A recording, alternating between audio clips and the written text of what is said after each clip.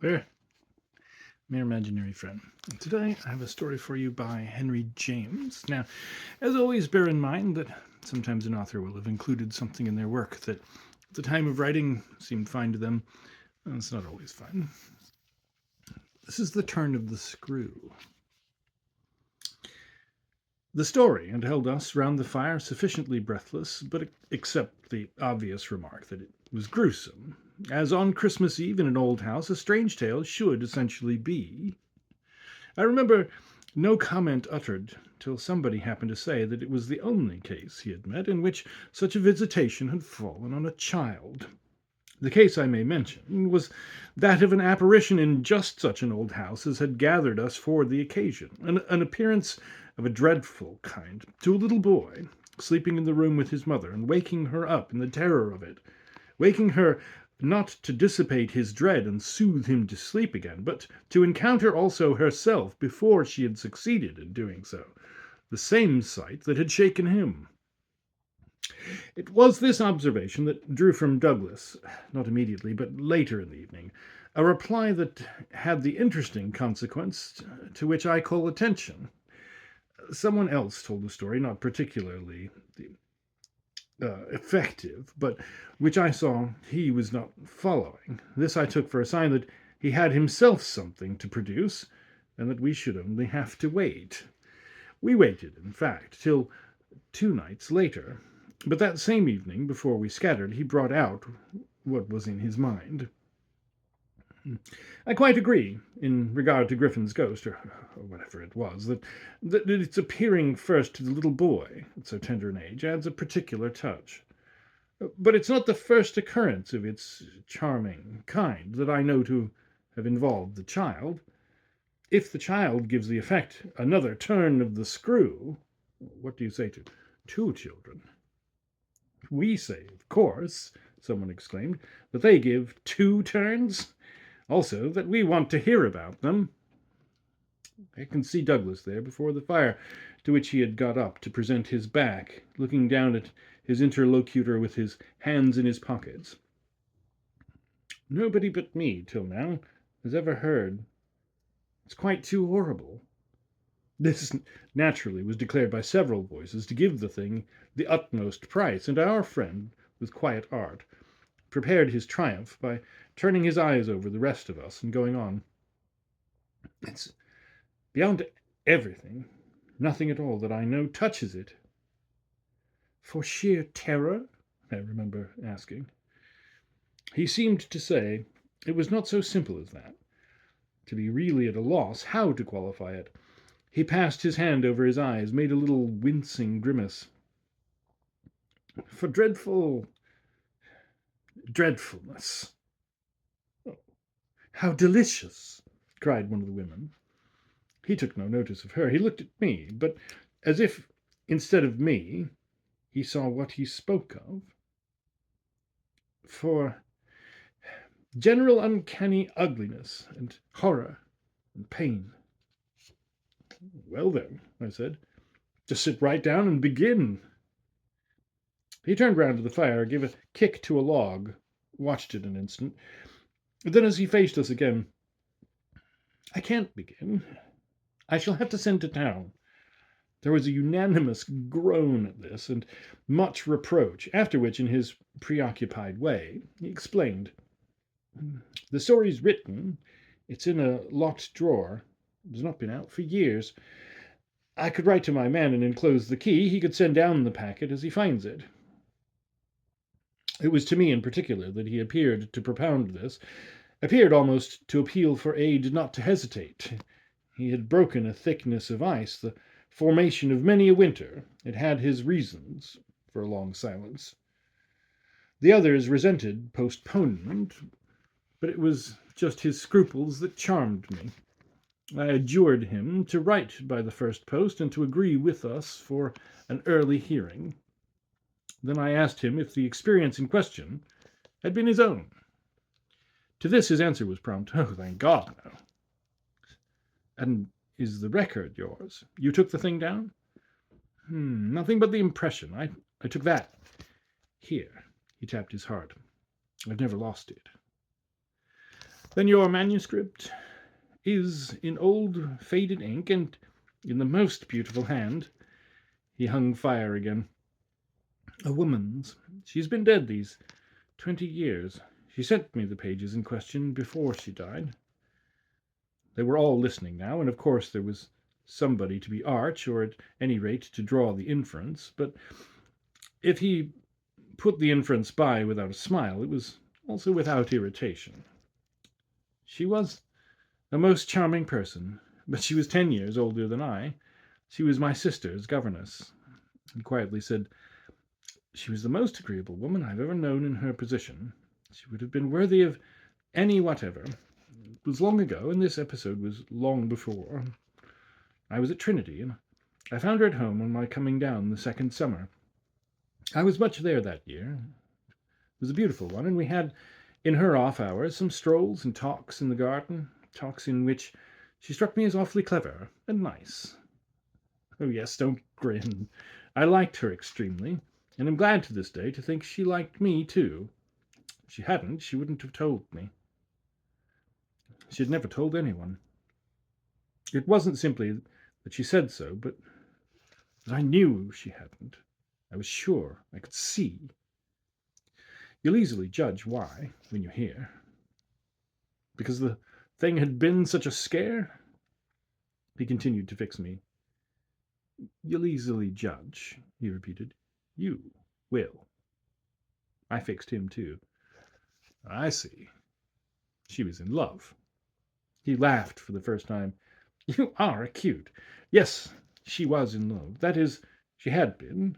That came out. She couldn't tell her story without its coming out.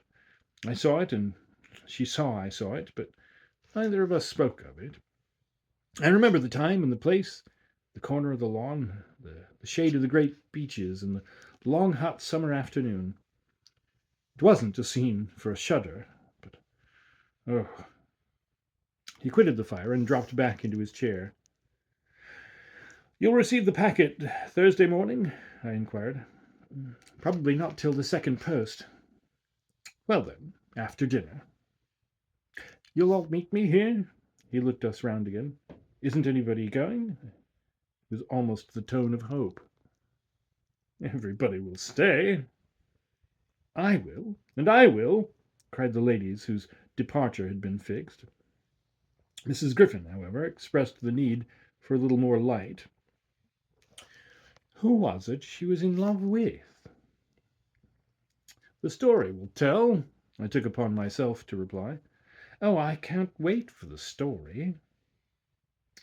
The story won't tell, said Douglas, not in any literal, vulgar way. What's the pity, then? That's the only way I ever understand. Won't you tell, Douglas? Somebody else inquired. He sprang to his feet again. Yes, tomorrow. Now I must go to bed. Good night. And quickly, catching up a candlestick, he left us, slightly bewildered. From our end of the great brown hall we heard his step on the stair, whereupon Mrs. Griffin spoke. Well, if I don't know who she was in love with, I know who he was. She was 10 years older, said her husband. Raison de plus, at that age, but it's rather nice, his long reticence. 40 years, Griffin put in. With this outbreak at last. The outbreak, I returned, will make a tremendous occasion Thursday night. And everyone so agreed with me that, in the light of it, we lost all attention for everything else. The last story, however incomplete and like the mere opening of a serial, had been told. We hand-shook and candle-stuck, as somebody said, and went to bed.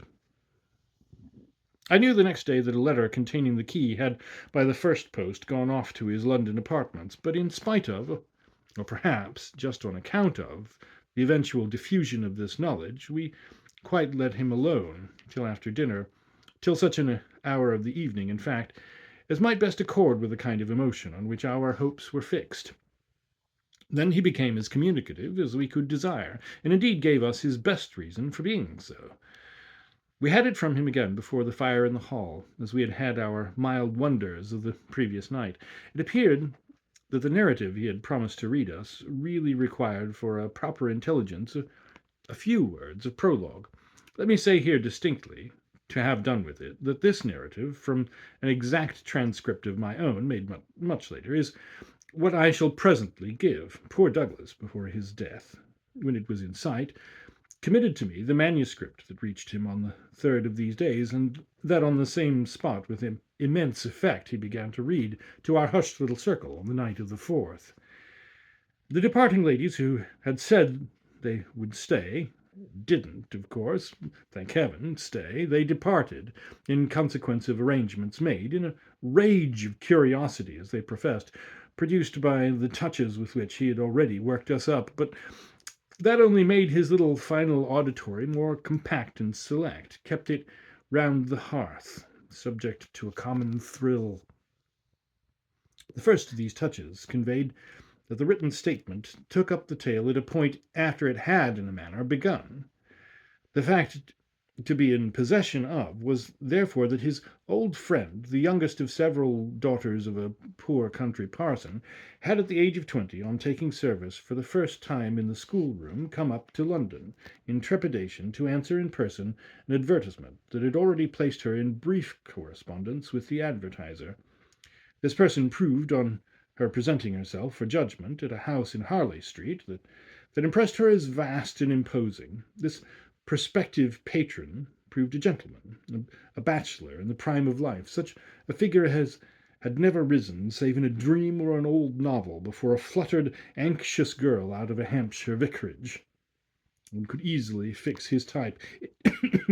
It never, happily, dies out. Pardon me.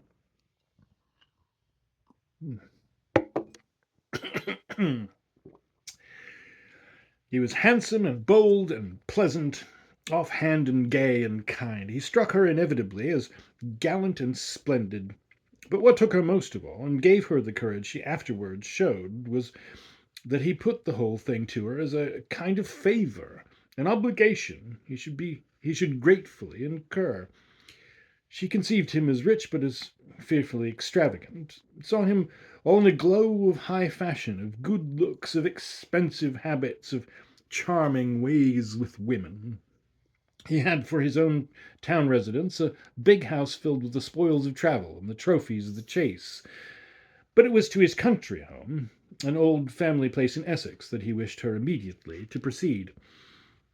He had been left, by the death of their parents in India, guardian to a small nephew and a small niece, children of a military brother whom he had lost 2 years before. These children were, by the strangest of chances for a man in his position, a lone man without the right sort of experience or a grain of patience, very heavily on his hands. It had all been a great worry, and on his part, doubtless, a series of blunders. But he immensely pitied the poor chicks, and had done all he could. Had in particular sent them down to his other house, the proper place for them being, of course, the country, and kept them there from the first with the best people he could find to look after them, parting even with his own servants to wait on them, and going down himself whenever he might to see how they were doing. The awkward thing was that they had practically no other relations, and that his own affairs took up all his time. He'd put them in possession of Bly, which was healthy and secure, and had placed at the head of their little establishment, but below stairs only, an excellent woman, Mrs. Grose, whom he was sure his visitor would like, and who had formerly been maid to his mother. She was now housekeeper, and was also acting for the time as superintendent to the little girl, of whom, without children of her own, she was by good luck extremely fond. There were plenty of people to help, but of course the young lady who should go down as governess would be in supreme authority. She would also have, in holidays, to look after the small boy, who had been for a term at school, young as he was to be sent, but what else could be done? And who, as the holidays were about to begin, would be back from one day to the other. There had been for the two children at first a young lady whom they had had the misfortune to lose. She had done for them quite beautifully. She was a most respectable person, till her death, the great awkwardness of which had precisely left no alternative but the school for little Miles. Mrs. Grose, since then, in the way of manners and things, had done as she could for Flora, and There were further a cook, a housemaid, a dairywoman, an old pony, an old groom, and an old gardener, all likewise thoroughly respectable. So far had Douglas presented his picture when someone put in a question. And what did the former governess die of? Of so much respectability? Our friend's answer was prompt. That will come out, I don't anticipate. Excuse me, I thought that was just what you are doing. In her successor's place, I suggested, I should have wished to learn if the office brought with it necessary danger to life. Douglas completed my thought. She did wish to learn, and she did learn. You shall hear tomorrow what she learned. Meanwhile, of course, the prospect struck her as slightly grim. She was young, untried, nervous. It was a vision of serious duties and little company, of really great loneliness. She hesitated. It took a couple of days to consult and consider, but the salary offered much exceeded her modest measure, and on a second interview she faced the music she engaged. And Douglas, with this, made a pause that, for the benefit of the company, moved me to throw in, the moral of which was, of course, the seduction exercised by the splendid young man. She succumbed to it. He got up, and, as he had done the night before, went to the fire, gave a stir to a log with his foot, then stood a moment with his back to us. She saw him only twice. Yes, but that's just the beauty of her passion. A little to my surprise, on this, Douglas turned round to me. Was the beauty of it? There were others, he went on, who hadn't succumbed. He told her frankly all his difficulty, that for several applicants the conditions had been prohibitive. They were somehow simply afraid. It sounded dull, it sounded strange, and all the more so because of his main condition, which was that she should never trouble him, but never, never, neither appeal, nor complain, nor write about anything, only meet all questions herself, receive all money from his solicitor, take the whole thing over, and let him alone. She promised to do this, and she mentioned to me that when, for a moment, disburdened, delighted, he held her hand, thanking her for the sacrifice, she already felt rewarded. But was that all her reward? One of the ladies asked. She never saw him again. No, said the lady, which, as our friend immediately left us again, was the only other word of importance contributed to the subject, till the next night, by the corner of the hearth, in the best chair, he opened the faded red cover of a thin, old-fashioned, gilt-edged album. The whole thing took indeed more nights than one, but on the first occasion the same lady put another question. What is your title? I haven't one. Oh, I have, I said. But Douglas, without heeding me, had begun to read, with a fine clearness that was like a rendering to the ear of the beauty of his author's hand. Chapter 1.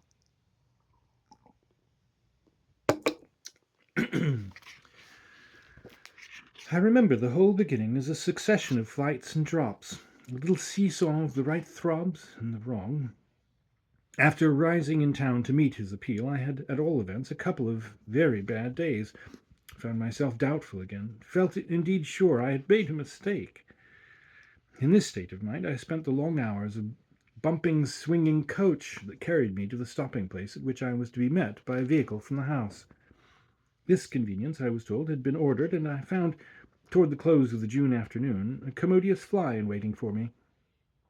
Driving at that hour, on a lovely day, through a country to which the summer sweetness seemed to offer me a friendly welcome, my fortitude mounted afresh, and as we turned into the avenue, encountered a reprieve that was probably but a proof of the point to which it had sunk. I suppose I had expected, or had dreaded, something so melancholy that what greeted me was a good surprise. I remember as a most pleasant impression the broad, clear front, its open windows and fresh curtains, and the pair of maids looking out. I remember the lawn, and the bright flowers, and the crunch of my wheels on the gravel, and the clustered treetops over which the rooks circled and cawed in the golden sky. The scene had a greatness that made it different affair from my own scant home, and there immediately appeared at the door with a little girl in her hand, a civil person who dropped me as decent a curtsy as if I'd been the mistress or a distinguished visitor.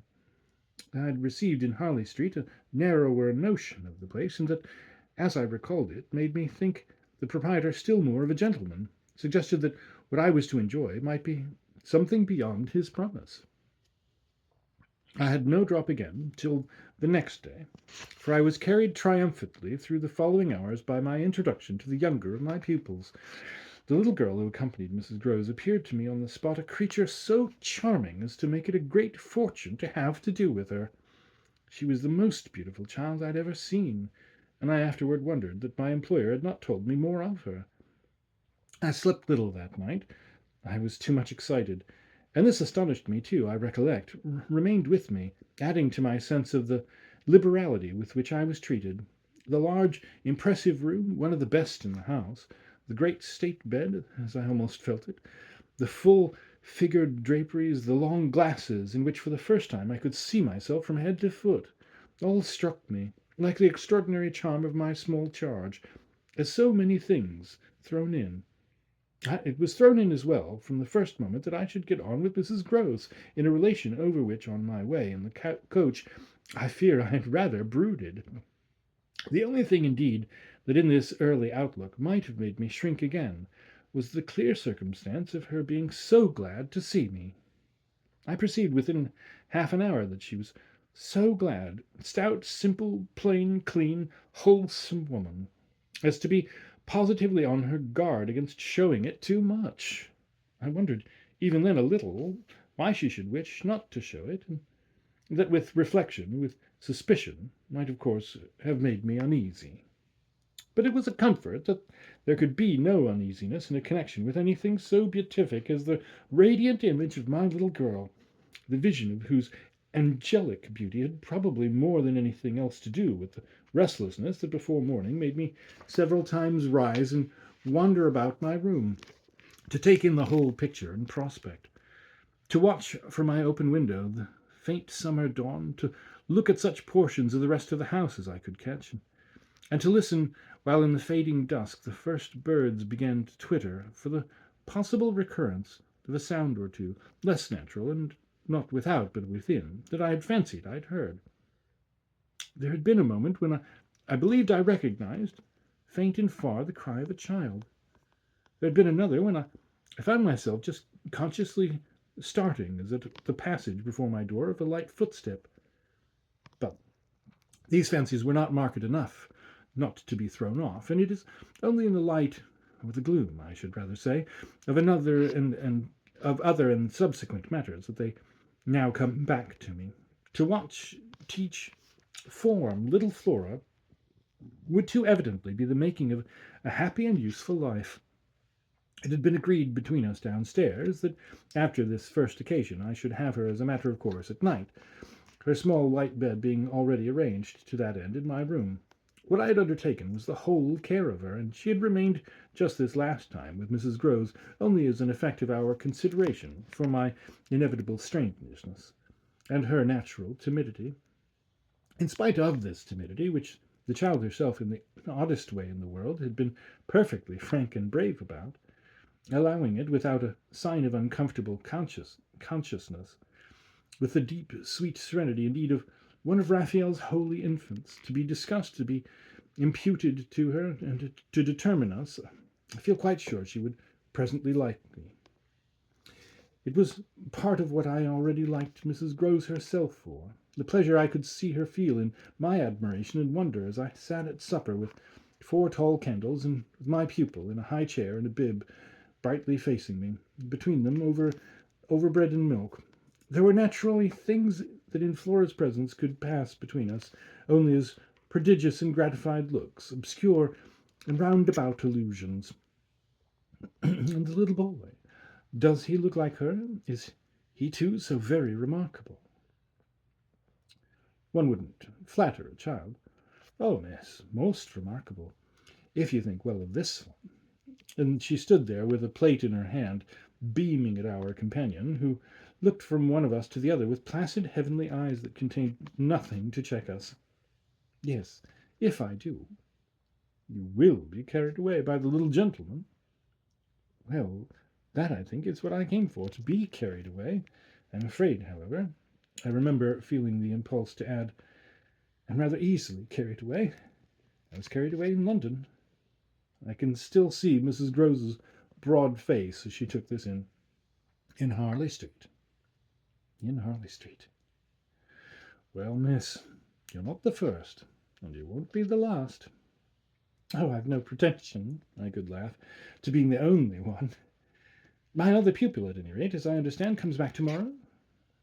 Not tomorrow. Friday, miss. He arrives as you did, by the coach, under care of the guard, and is to be met by the same carriage. I forthwith expressed that the proper as well as the pleasant and friendly thing would be, therefore, that on the arrival of the public conveyance I should be in waiting for him, with his little sister. An idea in which Mrs. Grose concurred so heartily that I somehow took her manner as a kind of comforting pledge, never falsified, thank heaven, that we should on every question be quite at one. Oh, she was glad I was there. What I felt the next day was, I suppose, nothing that could be fairly called a reaction from the cheer of my arrival.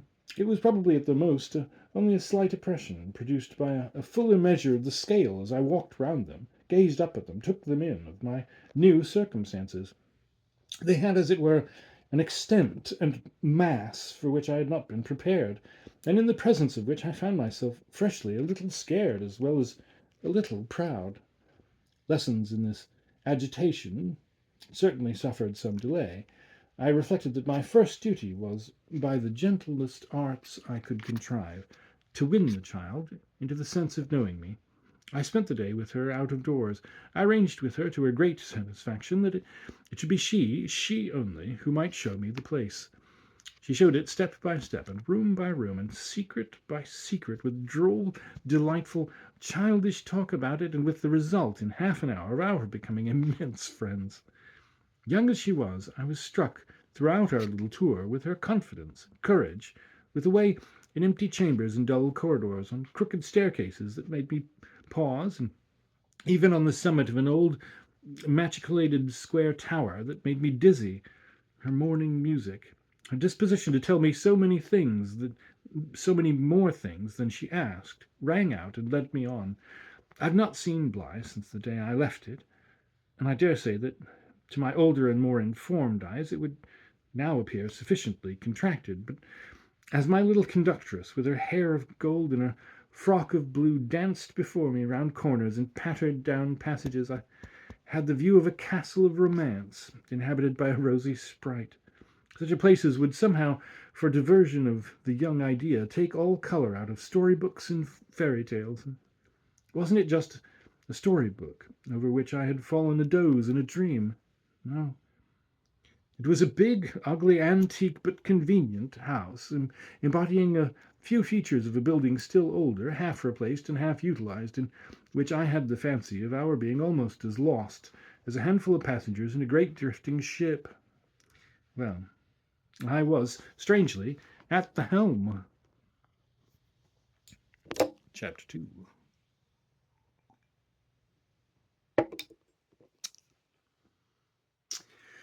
This came home to me when, 2 days later, I drove over with Flora to meet, as Mrs. Grose said, the little gentleman, all the more for an incident that, presenting itself the second evening, had deeply disconcerted me.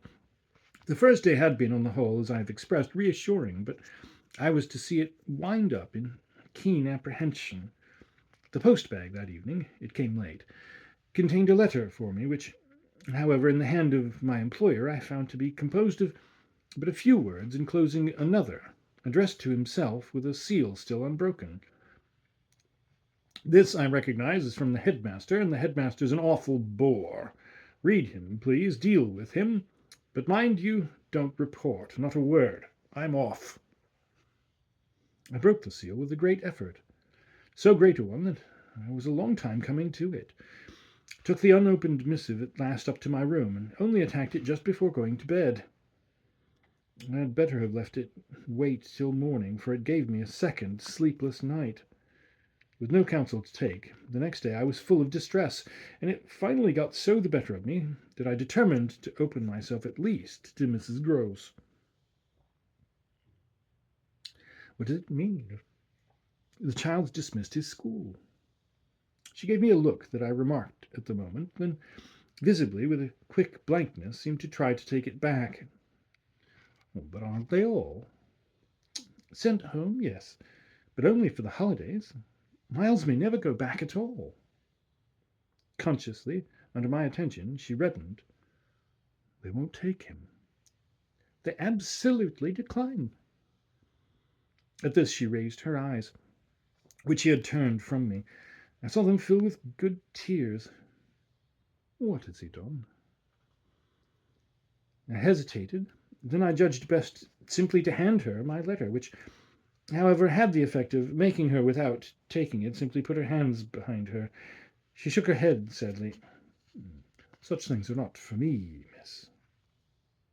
My counsellor could not read. I winced at my mistake, which I attenuated as I could, and opened my letter again to repeat it to her. Then, faltering in the act and folding it up once more, I put it back in my pocket. Is he really bad? The tears were still in her eyes. Do the gentlemen say so? They go into no particulars. They simply express their regret that it should be impossible to keep him. That can have only one meaning. Mrs. Grose listened with dumb emotion. She forbore to ask me what this meaning might be, so that presently, to put the thing with some coherence, and with the mere aid of her presence to my own mind, I went on. That he's an injury to the others. At this, with one of the quick turns of simple folk, she suddenly flamed up. Master Miles, him, an injury. There was such a flood of good faith in that, and though that I had not yet seen the child, my very fears made me jump to the absurdity of the idea. I found myself, to meet my friend the better, offering it on the spot sarcastically to his poor little innocent mates. It's too dreadful, cried Mrs. Grose, to say such cruel things. Why, he's scarce 10 years old. Yes, it would be incredible. She was evidently grateful for such a profession. See him, miss, first, then believe it. I felt forthwith a new impatience to see him. It was the beginning of a curiosity that, for all the next hours, was to deepen, almost to pain. Mrs. Grose was aware. I could judge of what she had produced in me, and she followed it up with assurance. You might as well believe it of the little lady, bless her, she added with the next moment. Look at her. I turned and saw that Flora, whom 10 minutes before I had established in the schoolroom with a sheet of white paper, a pencil, and a copy of nice round O's, now presented herself to view at the open door. She expressed in her little way an extraordinary detachment from disagreeable duties, looking to me, however, with a great childish light that seemed to offer it as a mere result of the affection she had conceived for my person, which had rendered necessary that she should follow me. I needed nothing more than this, to feel the full force of Mrs. Grose's comparison, and catching my pupil in my arms, covered her with kisses in which there was a sob of atonement. Nonetheless, the rest of the day I watched for further occasion to approach my colleague, especially as, towards evening, I began to fancy she rather sought to avoid me. I overtook her, I remember, on the staircase. We went down together, and at the bottom I detained her, holding her there with a hand on her arm. I take what you said to me at noon as a declaration that you've never known him to be bad? She threw back her head. She had clearly by this time, and very honestly, adopted an attitude. Oh, never known him. I don't pretend that. I was upset again. And you have known him? Yes, indeed, miss. Thank God. On reflection, I accepted this. You mean that a boy who is never... is no boy for me. I held her tighter. You like them with the spirit to be naughty. Then, keeping pace with her answer, so do I eagerly brought out, but not to the degree to contaminate. To contaminate? My big word left her at a loss. I explained it. To corrupt. She stared, taking my meaning in, but it produced in her an odd laugh. Are you afraid he'll corrupt you? She put the question with such a fine, bold humour that, with a laugh, a little silly doubtless to match her own, I gave way for the time to the apprehension of ridicule. But the next day, as the hour for my drive approached, I cropped up in another place. What was the lady who was here before? The last governess.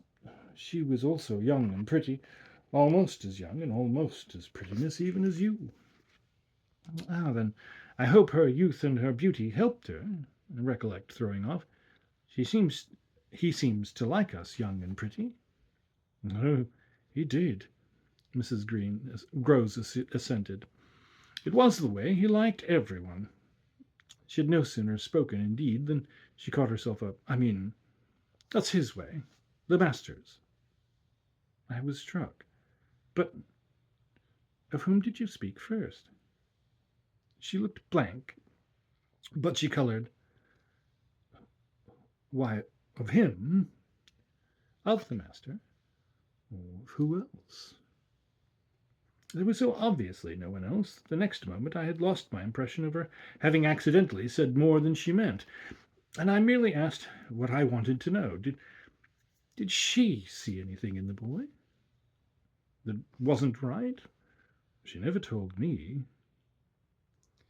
I had a scruple, but I overcame it. Was she careful, particular?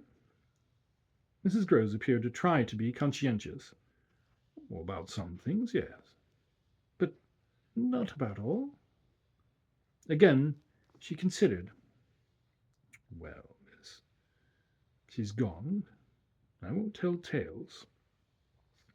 I quite understand your feeling, I hastened to reply, but I thought it after an instant, not opposed to this concession, to pursue. Did she die here? No, she went off.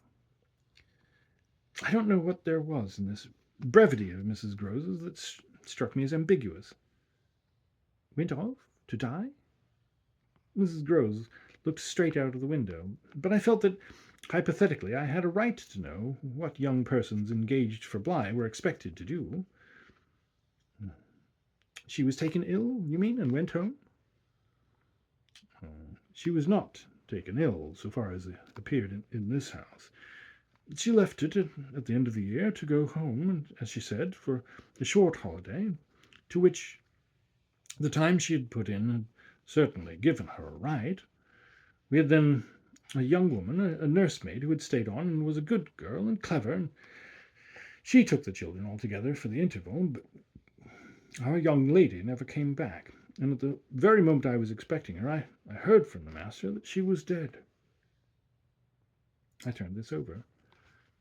But of what? He never told me. But please, miss, said Mrs. Groves, I must get to my work. Chapter 3.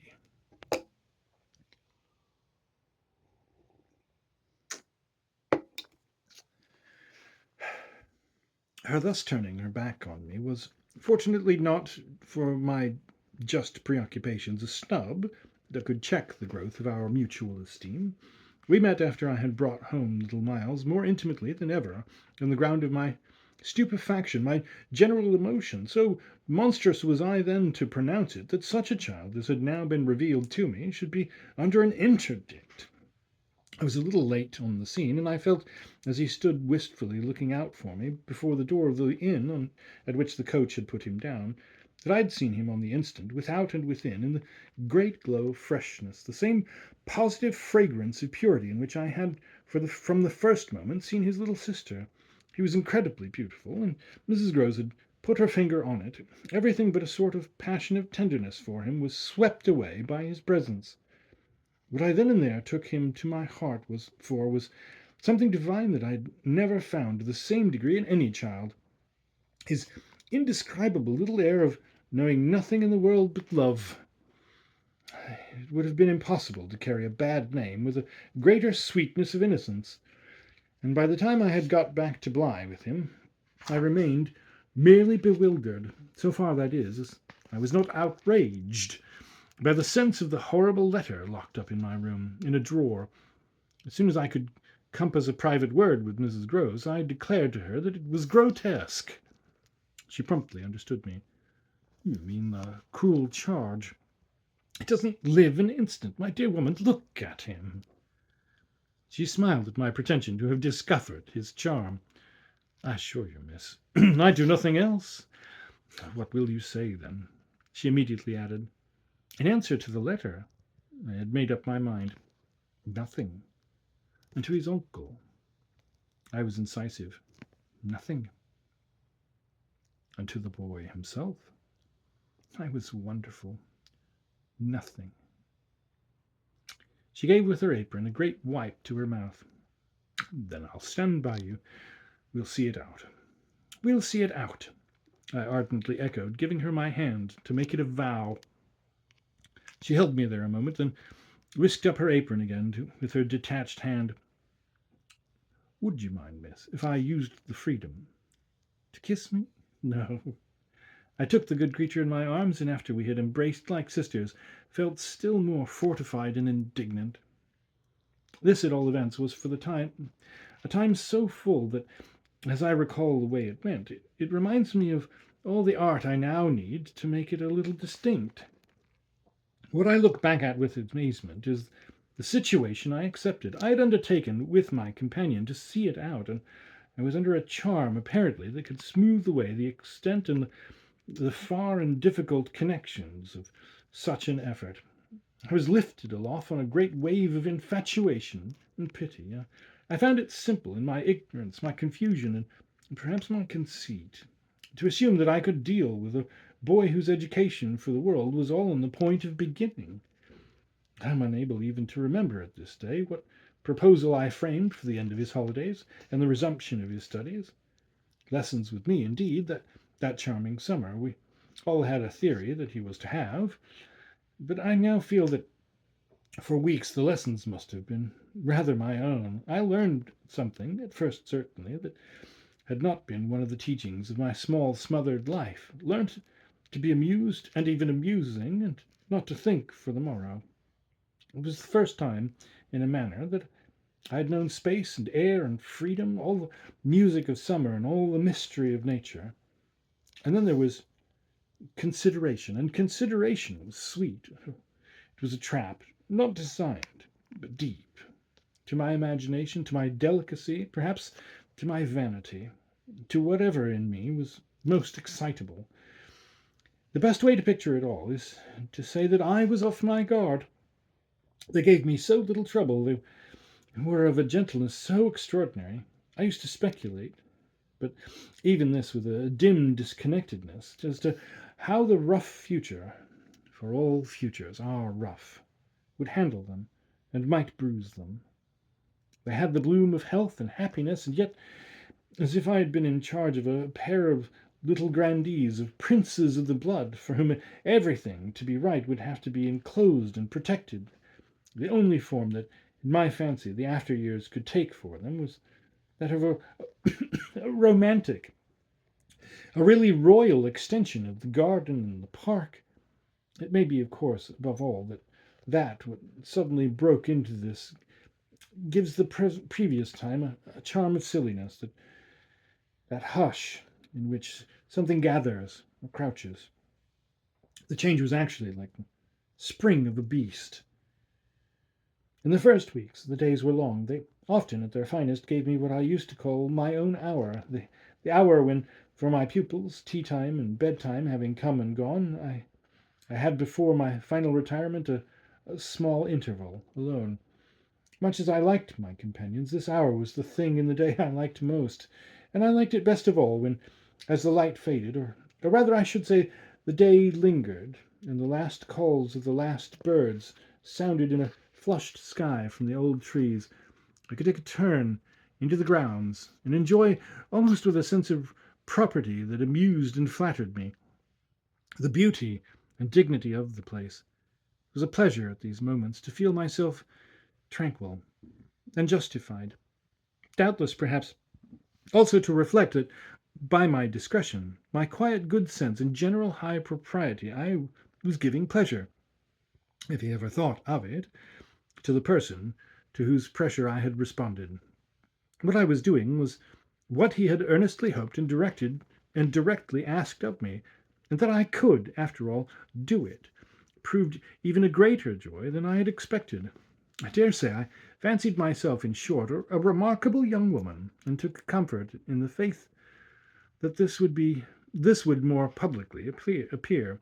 Well, I needed to be remarkable, to offer a front to the remarkable things that presently gave their first sign. It was plump one afternoon, in the middle of my very hour. The children were tucked away, and I'd come out for my stroll. One of the thoughts that, as I don't in the least shrink now from noting, used to be with me in these wanderings, was that it would be as charming as a charming story suddenly to meet someone. Someone would appear there at the turn of a path and would stand before me and smile and approve. I didn't ask more than that. I only asked that he should know. And the only way to be sure he knew would be to see it, and the kind light of it in his handsome face. That was exactly present to me, by which I mean the face was, when on the first of these occasions, at the end of a long June day, I stopped short on emerging from one of the plantations and coming into view of the house. What arrested me on the spot, and with a shock much greater than any vision had allowed for, was the sense that my imagination had in a flash turned real. He did stand there, but high up, beyond the lawn, and at the very top of the tower, to which, on that first morning, little Flora had conducted me. This tower was one of a pair square, incongruous, crenellated structures that were distinguished, for some reason, though I could see little difference, as the new and the old. They flanked opposite ends of the house, and were probably architectural absurdities, redeemed in a measure, indeed, by not being wholly disengaged, nor of a height too pretentious, dating in their gingerbread antiquity from a romantic revival that was already a respectable past. I admired them, had fancies about them, but we could all profit in a degree, especially when they loomed through the dusk, by the grandeur of their actual battlements. Yet it was not at such an elevation that the figure I had so often invoked seemed most in place. It produced in me, this figure, in the clear twilight, I remember, two distinct gasps of emotion, which were sharply the shock of my first and that of my second surprise. My second was a violent perception of the mistake of my first. The man who met my eyes was not the person I had precipitately supposed. There came to me thus a bewilderment of vision, of which, after these years, there is no living view that I can hope to give. An unknown man in a lonely place is a permitted object of fear to a young woman privately bred, and the figure that faced me was, a few more seconds assured me, as little anyone else I knew as it was the image that had been in my mind. I had not seen it in Harley Street. I had not seen it anywhere. The place, moreover, in the strangest way in the world, had, on the instant, and by the very fact of its appearance, become a solitude, to me at least. Making my statement here with a deliberation with which I've never made it, the whole feeling of the moment returns. It was as if, while I took in what I did take in, all the rest of the scene had been stricken with death. I can hear again, as I write, the intense hush in which the sounds of evening dropped. The rooks stopped cawing in the golden sky, and the friendly hour lost for the minute all its voice. But there was no other change in nature, unless indeed it were a change that I saw with a stranger sharpness. The gold was still in the sky, but the clearness in the air, and the man who looked at me over the battlements was as definite as a picture in a frame. That's how I thought, with extraordinary quickness, of each person that he might have been, and that he was not. We were confronted across our distance quite long enough for me to ask myself with intensity who then he was, and to feel, as an effect of my inability to say, a wonder that in a few instants more became intense. The great question, or one of these, is afterward, I know, with regard to certain matters, the the question of how long they have lasted. Well, this matter of mine, think of what you will of it, lasted while I caught at a dozen possibilities, none of which made a difference for the better, that I could see in there having been in the house, and for how long above all, a person of whom I was in ignorance. It lasted while I just bridled a little with the sense that my office demanded that there should be no such ignorance and no such person. It lasted while this visitant, at all events, and there was a touch of the strange freedom, as I remember, in the sign of familiarity of his wearing no hat, seemed to fix me from his position with just the question, just the scrutiny through the fading light that his own presence provoked. We were too far apart to call to each other, but there was a moment at which, at shorter range, some challenge between us breaking the hush would have been the right result of our straight mutual stare. He was in one of the angles, the one away from the house, very erect as it struck me, and with both hands on the ledge. So I saw him as I see the letters I form on this page. Then, exactly after a minute, as if to add to the spectacle, he slowly changed his place, passed, looked at me hard all the while, to the opposite corner of the platform. Yes, I have the sharpest sense that during this transit he never took his eyes from me, and I can see at this moment the way his hand, as he went, passed from one of the crenellations to the next. He stopped at the other corner, but less long, and even as he turned away, still markedly fixed me. He turned away, and that was all I knew. Chapter 4.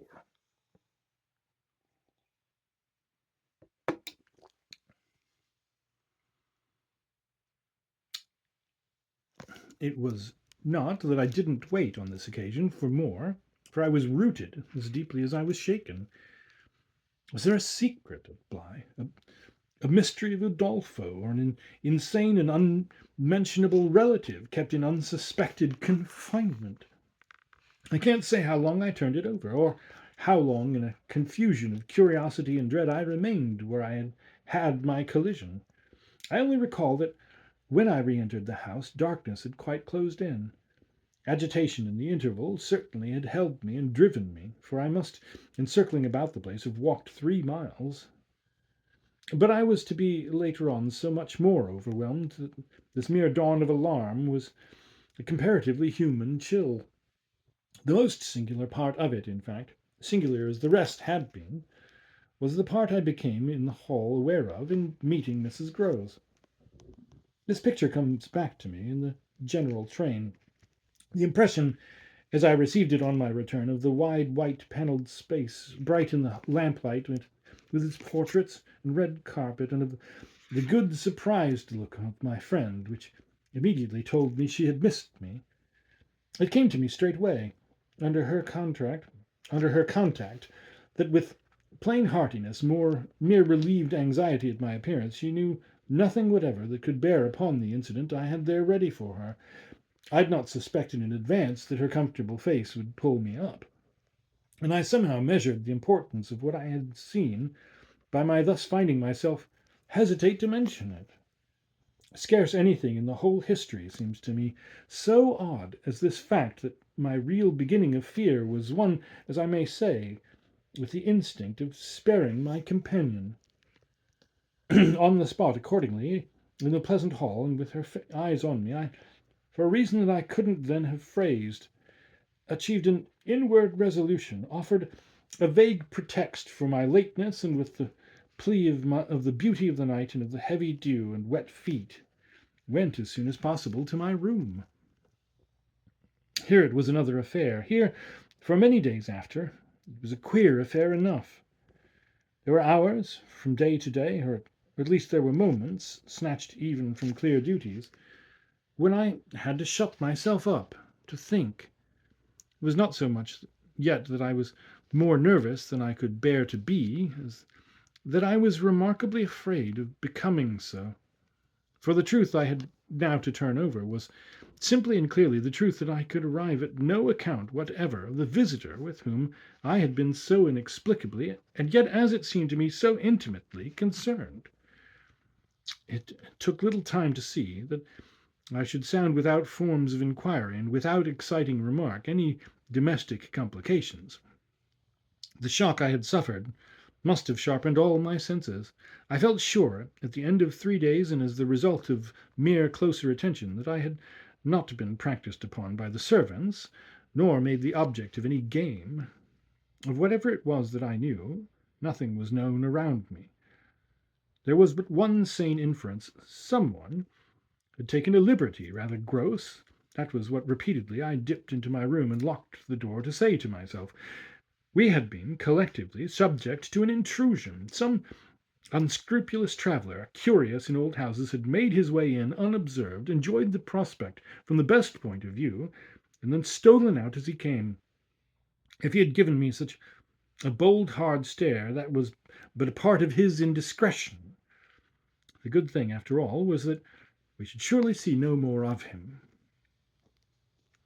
This was not so good a thing, I admit, as not to leave me to judge that what essentially made nothing else much signify was simply my charming work. My charming work was just my life with Miles and Flora, and through nothing could I so like it as through a feeling that I could throw myself into it in trouble. The attraction of my small charges was a constant joy, leading me to wonder afresh at the vanity of my original fears, the distaste I had begun by entertaining for the probable grey prose of my office. There was to be no grey prose, it appears, and no long grind, so how could work not be charming that presented itself as daily beauty? It was all the romance of the nursery and the poetry of the schoolroom. I don't mean by this, of course, that we studied only fiction and verse. I mean I can express no otherwise the sort of interest my companions inspired. How can I describe that except by saying that instead of growing used to them, and it's a marvel for a governess, I called the sisterhood to witness, I made constant fresh discoveries. There was one direction, assuredly, in which these discoveries stopped. Deep obscurity continued to cover the region of the boy's conduct at school. It had been promptly given me, I have noted, to face that mystery without a pang. Perhaps it would be nearer the truth to say that, without a word, he himself had cleared it up. He'd made the whole charge absurd. My conclusion bloomed there with a real rose flush of his innocence. He was only too fine and fair for the little horrid, unclean school world, and he had paid a price for it. I reflected acutely that the sense of such differences, such superiorities of quality, always on the part of the majority, which could include even stupid, sordid headmasters, turn infallibly to the vindictive. Both the children had a gentleness. It was their only fault, and it never made Miles a muff. It kept them, how shall I express it, almost impersonal, and certainly quite unpunishable. They were like the cherubs of the anecdote, who had, morally at any rate, nothing to whack. I remember feeling with Miles in especial as if he had had, as it were, no history. We expect of a small child a scant one, but there was in this beautiful little boy something extraordinarily sensitive, yet extraordinarily happy, that, more than in any creature of his age I have seen, struck me as beginning anew each day. He had never for a second suffered. I took this as a direct disproof of his having really been chastised. If he had been wicked, he would have caught it, and I should have caught it by the rebound. I should have found the trace. I found nothing at all, and he was therefore an angel.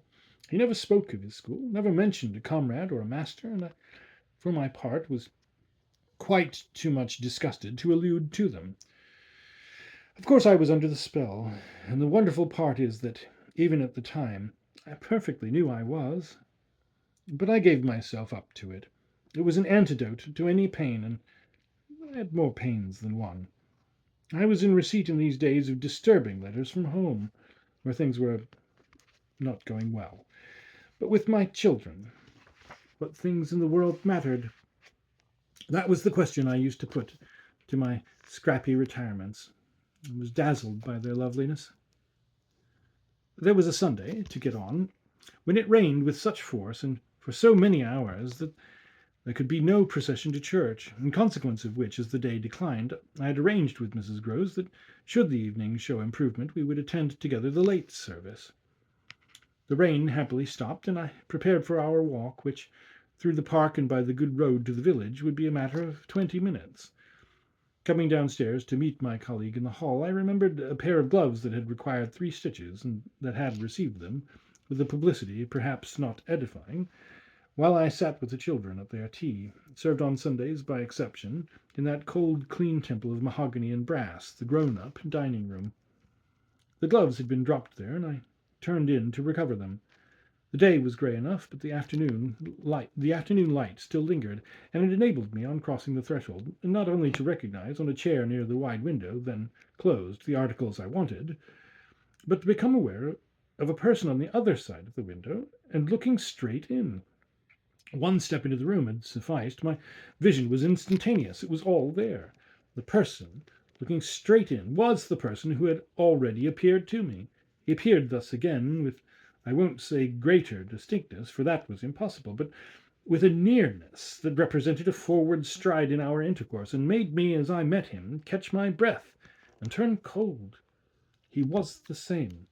He was the same, and seen this time as he had been seen before, from the waist up. The window through the dining room was on the ground floor, not going down to the terrace on which he stood. His face was close to the glass, yet the effect of this better view was strangely only to show me how intense the former had been. He remained but a few seconds, long enough to convince me. He also saw and recognized, but it was as if I had been looking at him for years and had known him always. Something, however, happened this time that had not happened before. He stared into my face through the glass and across the room, was as deep and hard as then, but it quitted me for a moment, during which I could still watch it, see it fix successively several other things. On the spot there came to me the added shock of a certitude that it was not for me he had come there. He had come for someone else.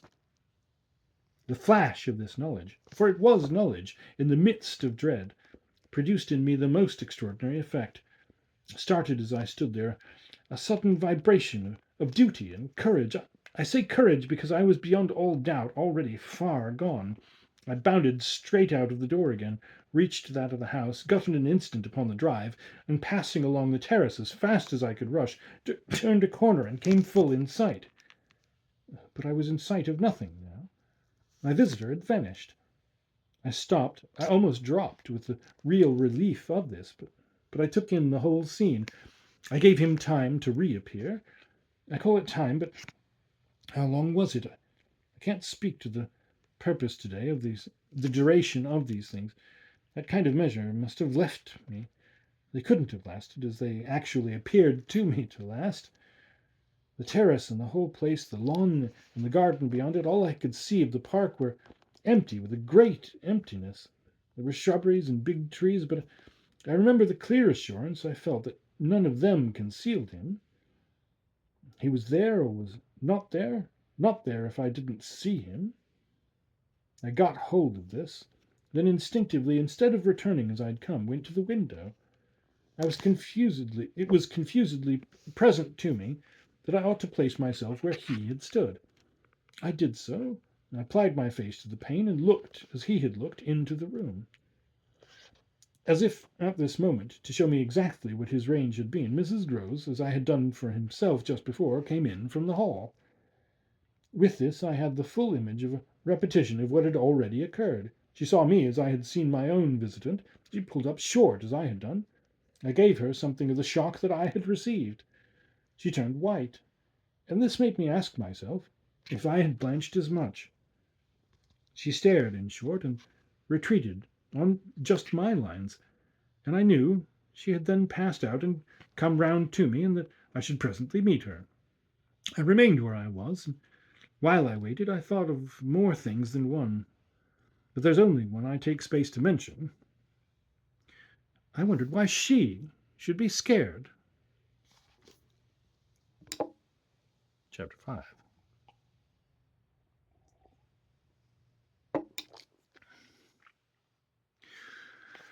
Oh, she let me know. As soon as round the corner of the house she loomed again into view. What in the name of goodness is the matter? She was now flushed and out of breath. I said nothing till she came quite near. With me? I must have made a wonderful face. Do I show it? You're as white as a sheet. You look awful. I considered. I could meet on this, without scruple, any innocence.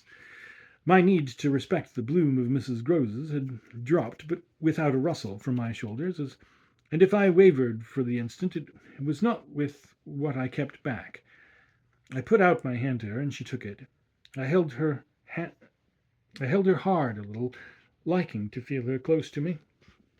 There was a kind of support in the shy heave of her surprise. You came for me for church, of course, but I can't go. Has anything happened? Yes, you must know now. Did I look very queer? Through this window? Dreadful. Well, I said, I've been frightened. Mrs. Grose's eyes expressed plainly that she had no wish to be, yet also that she knew too well her place not to be ready to share with me any marked inconvenience. It was quite settled that she must share. Just what you saw from the dining room a minute ago was the effect of that. What I saw just before was much worse. Her hand tightened. What was it? An extraordinary man looking in. What extraordinary man? I haven't the least idea. Mrs. Grose gazed round us in vain. Then where has she gone? Where has he gone? I know still less. Have you seen him before? Yes, once. On the old tower. She could only look at me harder. Do you mean he's a stranger? Oh, very much. Yet you didn't tell me. No, for reasons, but now that you've guessed. Mrs. Grose's round eyes encountered this charge. Oh, I haven't guessed, she said very simply. How can I, if you don't imagine? I don't in the very least. You have seen him nowhere but on the tower, and on this spot, just now. Mrs. Grose looked round again. What was he doing on the tower? Only standing there and looking down at me. She thought a minute. Was he a gentleman? I found I had no need to think. No. She gazed in deeper wonder. No. Then nobody about the place? Nobody from the village? Nobody. Nobody. I didn't tell you, but I made sure. She breathed a vague relief. This was, oddly, so much to the good. It only went indeed a little way. But if he isn't a gentleman, what is he? He's a horror. A horror? He's... God help me if I know what he is. Mrs. Grose looked round once more. She fixed her eyes on the duskier distance, then, pulling herself together, turned to me with abrupt inconsequence. It's time we should be at church. Oh, I'm not fit for church. Won't it do you good? It won't do them. I nodded at the house. The children? I can't leave them now. You're afraid? I spoke boldly. I'm afraid of him. Mrs. Grose's large face showed me at this, for the first time, the far-away faint glimmer of a consciousness more acute. I somehow made out in it the delayed dawn of an idea I myself had not given her, and that was as yet quite obscure to me. It comes back to me that I thought instantly of this as something I could get from her, and I felt it to be connected with the desire she presently showed to know more. When was it? On the tower? About the middle of the month, at this same hour. Almost at dark, said Mrs. Grose. Oh, no, not nearly. I saw him as I see you. Then how did he get in? And how did he get out? I laughed. I had no opportunity to ask him. This evening, you see, I pursued, he's not been able to get in. He only peeps, and I hope it will be confined to that. She had now let go my hand. She turned away a little. I waited an instant, then I brought out, "Go to church. Goodbye. I must watch." Slowly she faced me again. "Do you fear for them?" We met in another long look. "Don't you?" Instead of answering, she came nearer to the window and for a minute applied her face to the glass. "You see how he could see," I meanwhile went on. She didn't move. "How long was he here?" "Till I came out. I came to meet him." Mrs. Grose at last turned round, and there was still more in her face. "I couldn't have come out." "Neither could I," I laughed again. "But I did come. I have my duty." "So have I mine," she replied, after which she added, "What is he like?" "I've been dying to tell you, but he's like nobody." "Nobody," she echoed. "He has no hat." Then seeing in her face that she already in this, with a deeper dismay, found a touch of picture, I quickly added, stroke to stroke, "He has red hair, very red, close curling, and a pale face, long in shape, with straight, good features, and little, rather queer whiskers that are as red as his hair. His eyebrows are somehow darker. They look particularly arched, and as if they might move a good deal. His eyes are strange, sharp, awfully, but I only know clearly that they're rather small and very fixed. His mouth's wide, and his lips are thin, and except for his little whiskers, he's quite clean shaven. He gives me a sort of sense of looking like an actor. An actor. It was impossible to resemble one less, at least, than Mrs. Grose at that moment. I've never seen one, but so I suppose them. He's tall, active, erect," I continued, "but never, no, never a gentleman." My companion's face had blanched as I went on. Her round eyes started, and her mild mouth gaped. "A gentleman," she gasped, confounded, stupefied. "A gentleman. He." "You know him, then?" She visibly tried to hold herself. "But he is handsome?" I saw the way to help her. "Remarkably. And dressed in somebody's clothes." "They're smart, but they're not his own." She broke into a breathless, affirmative groan. "They're the master's." I caught it up. "You do know him." She faltered but a second. "Quint," she cried. "Quint?" "Peter Quint. His own man, his valet, when he was here. When the master was." Gaping still, but meeting me, she pieced it all together. "He never wore his hat, but he did wear, well, there were waistcoats missed. They were both here last year. Then the master went home, and Quint was alone." I followed, but halting a little. "Alone?" "Alone with us." Then, as from a deeper depth, "In charge," she added. "And what became of him?" She hung fire so long that I was still more mystified. "He went too," she brought out at last. "Went where?" Her expression at this became extraordinary. "God knows where. He died." "Died?" I almost shrieked. She seemed fairly to square herself, plant herself more firmly, to utter the wonder of it. "Yes, Mrs. Quint is dead." Chapter 6.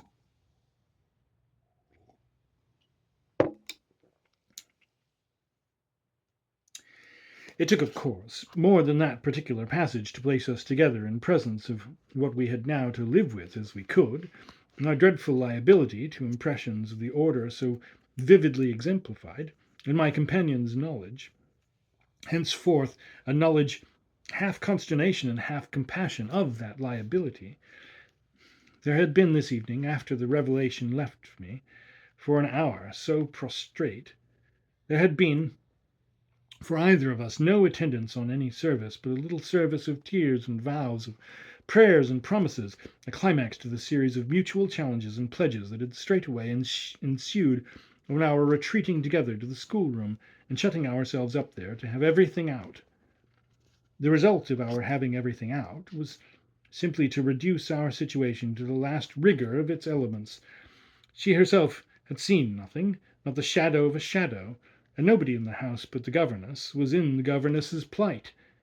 Yet she accepted without directly impugning my sanity the truth as I gave it to her, and ended by showing me on this ground an awe-stricken tenderness, an expression of the sense of my more than questionable privilege, of which the very breath has remained with me as that of the sweetest of human charities.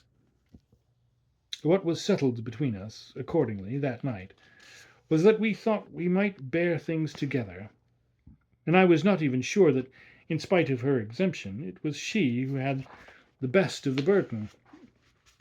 I knew at this hour, I think, as well as I knew later, what I was capable of meeting to shelter my pupils, but it took me some time to be wholly sure of what my honest ally was prepared for to keep terms with so compromising a contract. I was queer company enough, quite as queer as the company I received, but as I trace over what we went through, I see how much common ground we must have found in the one idea that, by good fortune, could steady us. It was the idea, the second movement, that led me straight out, as I may say, of the inner chamber of my dread. I could take the air in the court, at least, and there Mrs. Groves could join me. Perfectly can I recall now the particular way strength came to me before we separated for the night. We'd gone over and over every feature of what I'd seen. He was looking for someone else, you say, someone who was not you. He was looking for little Miles. A portentous clearness now possessed me. That's whom he was looking for. But how do you know? I know. My exultation grew. And you know, my dear. She didn't deny this, but I felt, not even so much telling as that. She resumed in a moment, at any rate. What if he should see him? Little Miles? That's what he wants. She looked immediately scared again. The child. Heaven forbid. The man. He wants to appear to them. That he might was an awful conception, and yet somehow I could keep it at bay, which, moreover, as we lingered there, was what I succeeded in practically proving. I had an absolute certainty that I should see again what I had already seen, but something within me said that by offering myself bravely as the sole subject of such experience, by accepting, by inviting, by surmounting it all, I should serve as an expiatory victim and guard the tranquillity of my companions.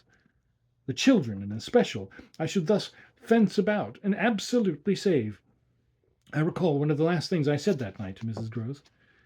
It does strike me, the pupils have never mentioned. She looked at me hard as I musingly pulled up. His having been here, and the time they were with him, his name, his presence, his history, in any way. Well, the little lady doesn't remember. She never heard or knew. The circumstances of his death? I thought with some intensity. Perhaps not, but Miles would remember. Miles would know. Oh, don't try him, broke from Mrs. Groves. I returned her the look she had given me. Don't be afraid. I continued to think. It is rather odd that he's never spoken of him. Never by the least illusion. And you tell me they were great friends? Oh, it wasn't him, Mrs. Groves with emphasis declared. It was Quint's own fancy. To play with him, I mean, to spoil him. She paused a moment, then she added, Quint was much too free. This gave me straight from my vision of his face, such a face, a sudden sickness of disgust. Too free with my boy. Too free with everyone. I forbore for the moment to analyze this description further than by the reflection that a part of it applied to several of the members of the household, of the half-dozen maids and men who were still of our small colony. But there was everything for our apprehension in the lucky fact that no discomfortable legend, no perturbation of scullions had ever within anyone's memory attached to the kind old place. It had neither bad name nor ill fame, and Mrs. Groves most apparently only desired to cling to me and to quake in silence. I even put her, the very last thing of all, to the test. It was at midnight. She had her hand on the schoolroom door to take leave. I have it from you, then, for it's of great importance, that he was definitely and admittedly bad. Oh, not admittedly. I knew it, but the master didn't. And you never told him. Well, he didn't like tale-bearing. He hated complaints. He was terribly short with anything of that kind, and if people were all right to him, he wouldn't be bothered with more. This squared well enough with my impression of him. He was not a trouble-loving gentleman, nor so very particular, perhaps, about some of the company he kept. All the same, I pressed my interlocutress. I promise you, I would have told. She felt my discrimination. I dare say I was wrong. But really I was afraid. Afraid of what? The things that man could do. Quint was so clever. He was so deep. I took this in still more than probably I showed. You weren't afraid of anything else? Not of his effect? His effect? She repeated with a face of anguish and waiting while I faltered. On innocent little precious lives. They were in your charge. No, they were not in mine, she roundly and distressfully returned. The master believed in him and placed him here because he was supposed not to be well, and the country air so good for him. So he had everything to say. Yes, she let me have it, even about them. Them, that creature. I had to smother a kind of howl, and you could bear it. No, I couldn't, and I can't now.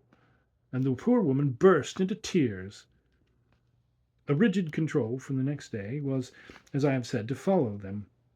Yet how often and how passionately for a week we came back together to the subject, much as we had discussed it that Sunday night. I was, in the immediate later hours in especial, for it may be imagined whether I slept, still haunted with the shadow of something she had not told me. I myself had kept back nothing, but there was a word Mrs. Groves had kept back. I was sure, moreover, by morning, that this was not from a failure of frankness, but because on every side there were fears.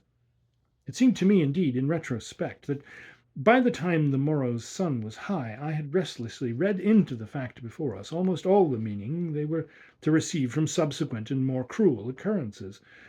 What they gave me above all was just the sinister figure of the living man, the dead one would keep a while, and of the months he had continuously passed at Bly, which, added up, made a formidable stretch. The limit of this evil time had arrived only when, on the dawn of a winter's morning, Peter Quint was found by a labourer going to early work, stone dead on the road from the village, a catastrophe explained, superficially at least, by a visible wound to his head, such a wound as might have been produced, and as on the final evidence had been, by a fatal slip in the dark, and after leaving the public house, on a steepish icy slope, a wrong path altogether, at the bottom of which he lay. The icy slope, the turn mistaken at night and in liquor, accounted for much.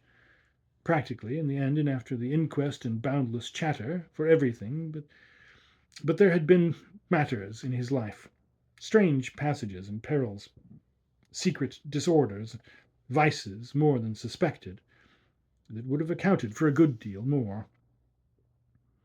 I scarce know how to put my story into words that shall be a credible picture of my state of mind, but I was in these days literally able to find a joy in the extraordinary flight of heroism the occasion demanded of me. I now saw that I had been asked for a service admirable and difficult, and there would be a greatness in letting it be seen, in the right quarter, that I could succeed where many another girl might have failed. It was an immense help to me. I confess I rather applauded myself as I look back, that I saw my service so strongly and so simply. I was there to protect and defend the little creatures in the world the most bereaved and the most lovable, the appeal of whose helplessness had suddenly become only too explicit, a deep, constant ache of one's own committed heart. We were cut off, really, together we were united in our danger. They had nothing but me, and I had them. It was, in short, a magnificent chance. This chance presented itself to me in an image richly material. I was a screen. I was to stand before them. The more I saw, the less they would. I began to watch them in a stifled suspense, a disguised excitement that might well, had it continued too long, have turned to something like madness. What saved me, as I now see, was that it turned to something else altogether. It didn't last as suspense. It was superseded by horrible proofs. Proofs, I say, yes, from the moment I really took hold. This moment dated from an afternoon hour that I happened to spend in the grounds with the younger of my pupils, alone. We had left Miles indoors on the red cushion of a deep window seat. He had wished to finish a book, and I had been glad to encourage a purpose so laudable in a young man whose only defect was an occasional excess of the restless. His sister, on the contrary, had been alert to come out, and I strolled with her half an hour, seeking the shade, for the sun was still high and the day exceptionally warm. I was aware afresh with her as we went of how, like her brother, she contrived. It was the charming thing in both children to let me alone without appearing to drop me, and to accompany me without appearing to surround. They were never importunate, and yet never listless. My attention to them all really went to seeing them amuse themselves immensely without me. This was a spectacle they seemed actively to prepare, and that engaged me as an active admirer. I walked in a world of their invention. They had no occasion whatever to draw upon mine, so that my time was taken only with being for them some remarkable person or thing that the game of the moment required, and that was merely, thanks to my superior, my exalted stamp, a happy and highly distinguished sinecure. I forgot what I was on the present occasion. I only remember that I was something very important and very quiet, and that Flora was playing very hard. We were on the edge of a lake, and as we had lately begun geography, the lake was the Sea of Azov. Suddenly, in these circumstances, I became aware that on the other side of the Sea of Azov we had an interested spectator. The way this knowledge gathered in me was the strangest thing in the world. The strangest, that is, except the very much stranger in which it quickly merged itself. I had sat down with a piece of work, for I was something or other that could sit, on the old stone bench which overlooked the pond, and in this position I began to take in with certitude, and yet without direct vision, the presence at a distance of a third person. The old trees, the thick shrubbery, made a great and pleasant shade, but it was all suffused with the brightness of the hot, still hour. There was no ambiguity in anything, none whatever, at least, in the conviction I from one moment to another found myself forming as to what I should see straight before me and across the lake as a consequence of raising my eyes. They were attached at this juncture to the stitching in which I was engaged, and I can feel once more the spasm of my effort not to move them till I should so have steadied myself as to be able to make up my mind what to do. There was an alien object in view, a figure whose right of presence I instantly, passionately questioned. I recollect counting over perfectly the possibilities, reminding myself that nothing was more natural, for instance, than the appearance of one of the men about the place, or even of a messenger, a postman, or a tradesman's boy from the village. That reminder had as little effect on my practical certitude as I was conscious, still even without looking, of its having upon the character and attitude of our visitor.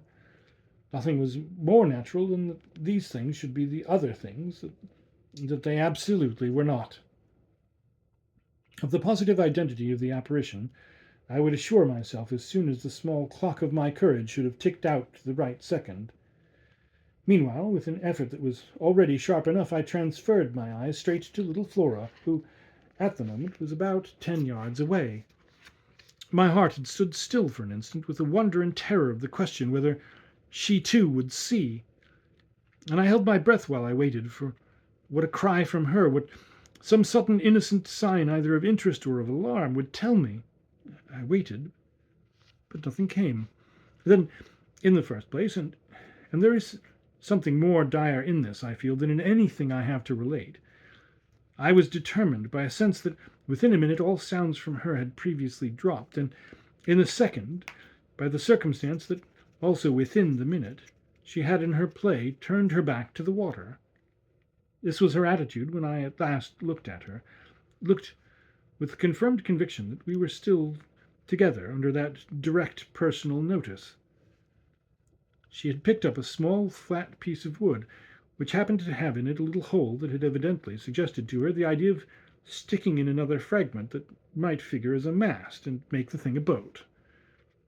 This second morsel, as I watched her, she was very markedly and intently attempting to tighten in its place. My apprehension of what she was doing sustained me so that after some seconds I felt I was ready for more. Then I again shifted my eyes. I faced what I had to face. Chapter 7.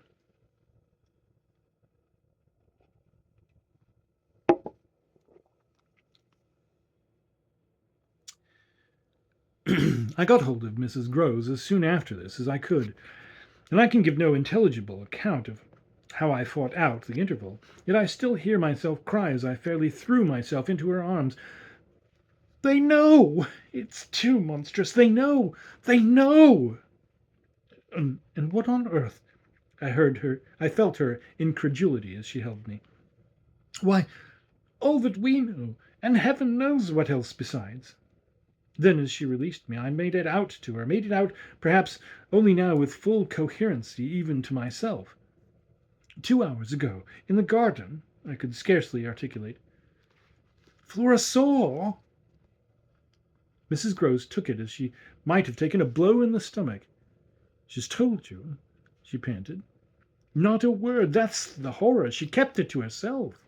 The child of 8, that child!" Unutterable still for me was the stupefaction of it. Mrs. Groves, of course, could only gape the wider. "Then how do you know?" "I was there. I saw with my eyes, saw that she was perfectly aware." "Do you mean aware of him?" "No, of her." I was conscious as I spoke that I looked prodigious things, for I got the slow reflection of them in my companion's face.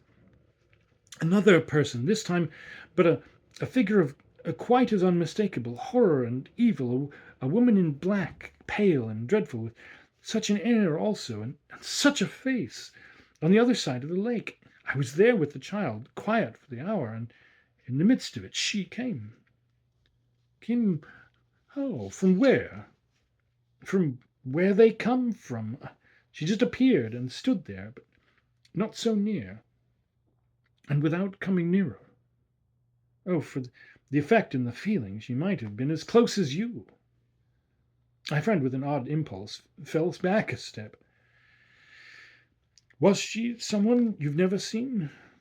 "Yes, but someone the child has. Someone you have." Then, to show how I had thought it all out, "My predecessor, the one who died. Miss Jessel." "Miss Jessel? You don't believe me?" I pressed. She turned right and left in her distress. "How can you be sure?" This drew from me, in the state of my nerves, a flash of impatience. "Then ask Flora. She's sure." But I had no sooner spoken than I caught myself up. "No, for God's sake, don't. She'll say she isn't. She'll lie." Mrs. Groves was not too bewildered instinctively to protest. "Oh, how can you?" "Because I'm clear. Flora doesn't want me to know." It's only then to spare you. No, no, there are depths, depths. The more I go over it, the more I see in it, and the more I see in it, the more I fear. I don't know what I don't see, what I don't fear. Mrs. Gross tried to keep up with me. You mean you're afraid of seeing her again? Oh, no, that's nothing. Now? Then I explained. It's of not seeing her. But my companion only looked wan. I don't understand you. Well, it's that the child may keep it up, that the child assuredly will, without my knowing it. The image of this possibility, Mrs. Groves for a moment collapsed, yet presently to pull herself together again, as if from the positive force of the sense of what, should we yield an inch, there would really be to give way to. Dear, dear, we must keep our heads, and after all, she doesn't mind it. She even tried a grim joke. Perhaps she likes it. Likes such things. The scrap of an infant. Isn't it just a proof of her blessed innocence? My friend bravely inquired. She brought me for the instant almost round. Oh, we must clutch at that. We must cling to it. If it isn't a proof of what you say, it's a proof of God knows what. For the woman's a horror of horrors. Mrs. Groves, at this, fixed her eyes a minute on the ground, then at last raising them. Tell me how you know, she said. Then you admit it's what she was, I cried. Tell me how you know, my friend simply repeated. No, by seeing her, by the way she looked. At you, do you mean so wickedly? Dear me, no, I could have borne that. She gave me never a glance. She only fixed the child. Mrs. Groves tried to see it. Fixed her. With such awful eyes. She stared at mine as if they might really have resembled them. Do you mean of dislike? God help us, no. Of something much worse. Worse than dislike. This left her indeed at a loss. With a determination indescribable, with a kind of fury of intention. I made her turn pale. Intention. To get hold of her, Mrs. Groves, her eyes just lingering on mine, gave a shudder and walked to the window, and while she stood there looking out, I completed my statement. That's what Flora knows. After a little, she turned round. The person was in black, you say? In mourning, rather poor, almost shabby, but yes, with extraordinary beauty. I now recognized to what I had at last, stroke by stroke, brought the victim of my confidence, for she quite visibly waived this. Oh, handsome, very, very, I insisted, wonderfully handsome, but infamous. She slowly came back to me. Miss Jessel was infamous. She once more took my hand in both her own, holding it as tight as if to fortify me against the increase of alarm I might draw from this disclosure. They were both infamous, she finally said. So for a little we faced it once more together, and I found absolutely a degree of help in seeing it now so straight. I appreciate, I said, the great decency of your not having hitherto spoken, but the time has certainly come to give me the whole thing. She appeared to assent to this, but still only in silence, seeing which I went on. I must have it now. Of what did she die? Come, there was something between them. It was everything. In spite of the difference, of their rank, of their condition. She brought it woefully out. She was a lady. I turned it over. I again saw. Yes, she was a lady. He, so dreadfully below, said Mrs. Groves. I felt that I doubtless needn't press too hard in such company on the place of a servant in the scale, but there was nothing to prevent an acceptance of my companion's own measure of my predecessor's abasement. There was a way to deal with that, and I dealt the more readily for my full vision on the evidence of our employer's late, clever, good-looking own man, impudent, assured, spoiled, depraved. The fellow was a hound. Mrs. Groves considered it as if it were perhaps a case for a sense of shades. I've never seen one like him. He did what he wished. With her? With them all.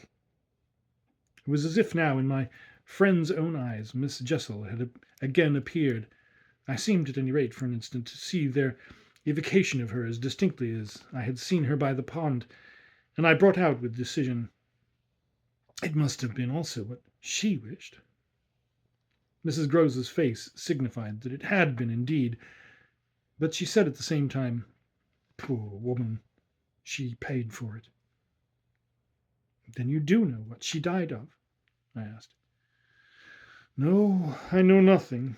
I wanted not to know.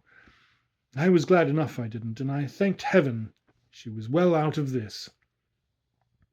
"Yet you had, then, your idea?" "Of her real reason for leaving? Oh, yes, as to that. She couldn't have stayed. Fancy it here, for a governess. And afterward I imagined, and I still imagine, and what I imagine is dreadful."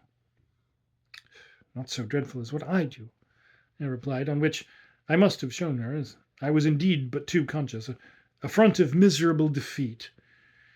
It brought out again all her compassion for me, and at the renewed touch of her kindness my power to resist broke down. I burst, as I had the other time made her burst, into tears.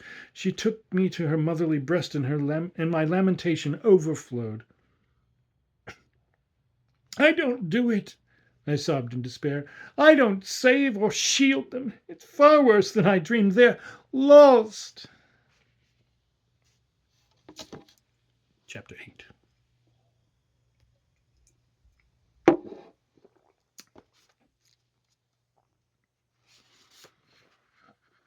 What I had said to Mrs. Groves was true enough. There were in the matter I had put before her depths and possibilities that I lacked resolution to sound, so that when we met once more in the wonder of it, we were of a common mind about the duty of resistance to extravagant fancies. We would keep our heads, if we should keep nothing else. Difficult indeed as that might be in the face of what, in our prodigious experience, was least to be questioned. Late that night, while the house slept, we had another talk in my room, when she went all the way with me as to its being beyond doubt that I had seen exactly what I had seen. To hold her perfectly in the pinch of that, I found I had only to ask her how, if I had made it up, I came to be able to give of each of the persons appearing to me a picture disclosing to the last detail their special marks, a portrait on the exhibition of which she had instantly recognized and named them. She wished, of course, small blame to her, to sink the whole subject, and I was quick to assure her that my own interest in it had now violently taken the form of a search for the way to escape from it. I encountered her on the ground of a probability that with recurrence, for recurrence we took for granted, I should get used to my danger, distinctly professing that my personal exposure had suddenly become the least of my discomforts. It was my new suspicion that was intolerable, and yet even to this complication the late hours of the day had brought me a little ease. On leaving her after my first outbreak, I had of course returned to my pupils, associating the right remedy for my dismay with that sense of their charm which I had already found to be a thing I could positively cultivate, and which had never failed me yet. I had simply, in other words, plunged afresh into Flora's special society, and there become aware, it was almost a luxury, that she could put her little conscious hand straight upon the spot that ached. She had looked at me in sweet speculation, and then had accused me to my face of having cried. I had supposed I had brushed away all the ugly signs, but I could literally for the time at all events, rejoice under the fathomless charity that they had not entirely disappeared. To gaze into the depths of blue of the child's eyes and pronounce their loveliness a trick of premature cunning was to be guilty of a cynicism in preference to which I naturally preferred to abjure my judgment, and so far as might be my agitation. I couldn't abjure from merely wanting to, but I could repeat to Mrs. Groves, as I did there, over and over in the small hours, that with their voices in the air, their pressure on one's heart, and their fragrant faces against one's cheek, everything fell to the ground but their incapacity and their beauty. It was a pity that somehow, to settle this once and for all, I had equally to re-enumerate the signs of subtlety that in the afternoon by the lake had made a miracle of my show of self-possession. It was a pity to be obliged to re-investigate the certitude of the moment itself and repeat how it had come to me as a revelation that the inconceivable communion I then surprised was a matter for either party of habit.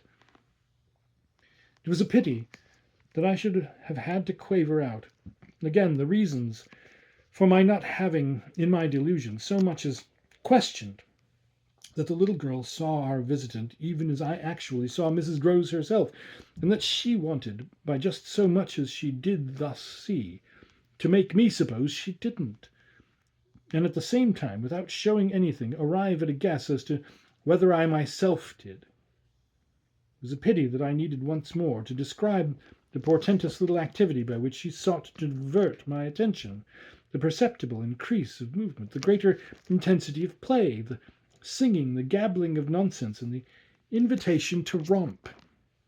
Yet, if I had not indulged, to prove there was nothing in it, in this review, I should have missed the 2 or 3 dim elements of comfort that still remained to me.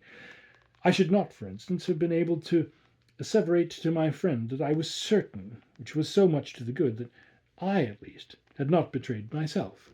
I should not have been prompted by stress of need, by desperation of mind, I scarce know what to call it, to invoke such further aid to intelligence as might spring from pushing my colleague fairly to the wall.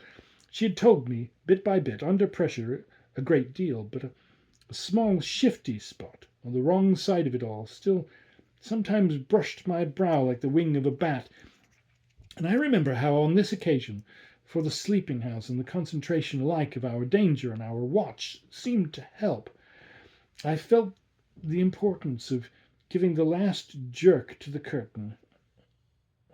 I don't believe anything so horrible, I recollect saying. No, let us put it definitely, my dear, that I don't. But if I did, you know, there's a thing I should require now, just without sparing you the least bit more. Oh, not a scrap, come. To get out of you, what was it you had in mind when, in our distress, before Miles came back, over the letter from his school, you said, under my insistence, that you didn't pretend for him that he'd not literally ever been bad. He has not literally ever, in these weeks that I myself have lived with him and so closely watched him, he's been an imperturbable little prodigy of delightful, lovable goodness. Therefore you might perfectly have made the claim for him if you had not, as it happened, seen an exception to take. What was your exception, and to what passage in your personal observation of him did you refer? It was a dreadfully austere inquiry, but levity was not our note, and at any rate, before the grey dawn admonished us to separate, I had got my answer. What my friend had in mind proved to be immensely to the purpose. It was neither more nor less than the circumstance that for a period of several months Quint and the boy had been perpetually together. It was, in fact, the very appropriate truth that she had ventured to criticize the propriety, to hint at the incongruity of so close an alliance, and even to go so far on the subject as a frank overture to Miss Jessel. Miss Jessel had, with a most strange manner, requested her to mind her business, and the good woman had on this directly approached little Miles. What she had said to him, since I pressed, was that she liked to see young gentlemen not forget their station. I pressed again, of course, at this. You reminded him that Quint was only a base menial, as you might say, and it was his answer, for one thing, that was bad. And for another thing, I waited. He repeated your words to Quint. No, not that. It's just what he wouldn't.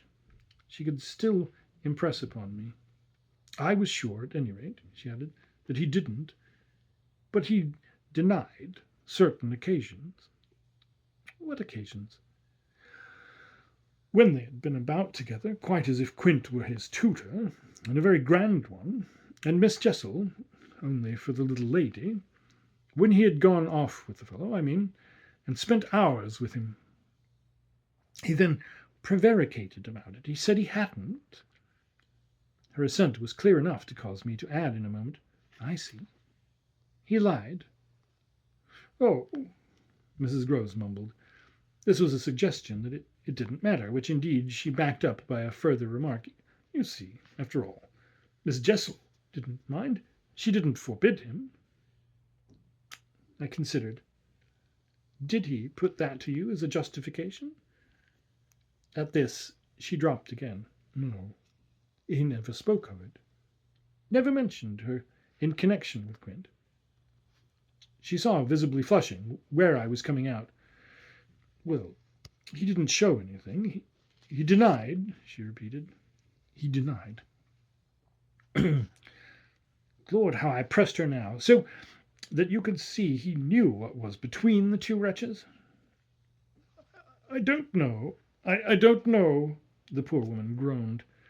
You do know, you dear thing, I replied, only you haven't my dreadful boldness of mind, and you keep back out of timidity and modesty and delicacy, even the impression that in the past, when you had, without my aid, to flounder about in silence, most of all, made you miserable. But I shall get it out of you yet. There was something in the boy that suggested to you, I continued, that he covered and concealed their relation.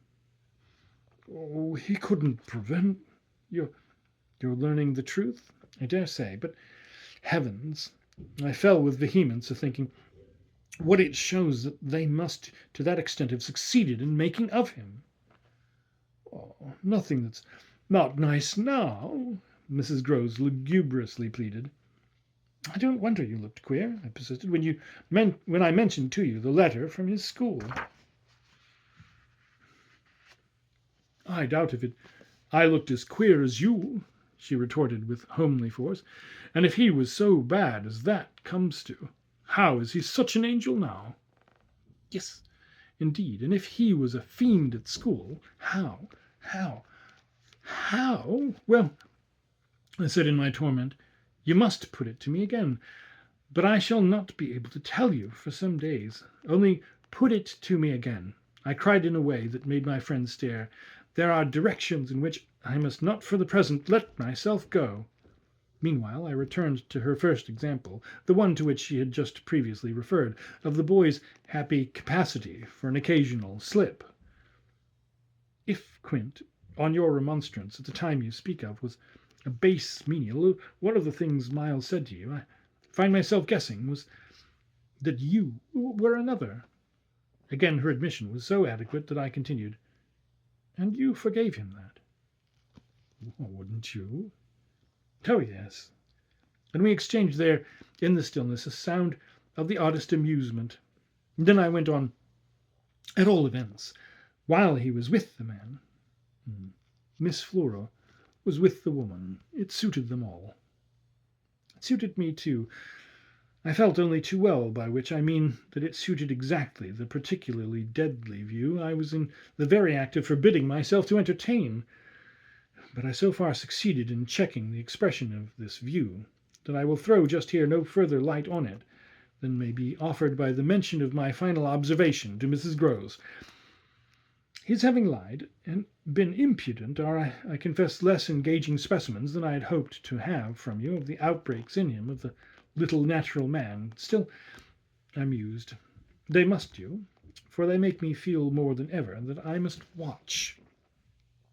It made me blush the next minute to see in my friend's face how much more unreservedly she had forgiven him than her anecdote struck me as presenting to my own tenderness an occasion for doing.